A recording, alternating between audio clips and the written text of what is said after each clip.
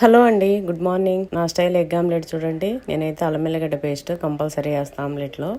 అల్లం ఎల్లిగడ్డ paste salt వేసుకొని చేస్తే చాలా బాగుంటది. కారం ఇష్టం ఉంటే కారం కూడా వేసుకొని, అట్లనే 5-6 గుడ్లకి తక్కువ నేను ఆమ్లెట్ వేయను. అన్ని గుడ్లు వేస్తేనే బాగా ఫ్లఫీగా చాలా బాగుంటది. అయితే ఇక్కడ 6 ఎగ్స్ వేసి ఆమ్లెట్ వేస్తున్నా. అయితే ఇట్లా ఎక్కువ ఎగ్స్ వేసినప్పుడు గుంత కడాయి తీసుకోవాలి. దోసపెంక లాంటి కడాయి తీసుకుంటే మంచిగా రాదు. సో ఇట్లా గుంత కడాయి తీసుకొని బాగా అదంతా కూడా మిక్స్ చేసి ఇట్లా వేసేసుకొని సిమ్ లో పెట్టి మూత పెట్టి ఉంచేసేయాలి. ఎందుకంటే మందంగా ఉంటుంది కాబట్టి లోపటి వరకు ఉడకాలి అంటే మనం సిమ్ లో పెట్టి పెట్టినామంటే మంచిగా లోపటి వరకు బాగా బాయిల్డ్ అయిపోతుంది. డైట్ చేసే వాళ్ళు పాలకూర సన్నగా తరిగేసుకొని ఇట్లా 5-6 ఎగ్స్ వేసుకొని ఆమ్లెట్ వేసుకొని సన్న మంట పైన ఉడికిచ్చి తిన్నారనుకోండి, ఒక రోజుకి ఫుడ్ సరిపోతుంది. ఒక రోజేమో ఓన్లీ పచ్చి కూరగాయలు తినాలి, ఒక రోజు ఫ్రూట్స్ తినాలి, ఒక రోజు ఓన్లీ ఆకుకూర, ఒక రోజు ఎగ్స్ తోని ఇట్లా చేసి చూడండి ఎంత బాగుంటుందో. నేను అప్పుడప్పుడు చేస్తాను.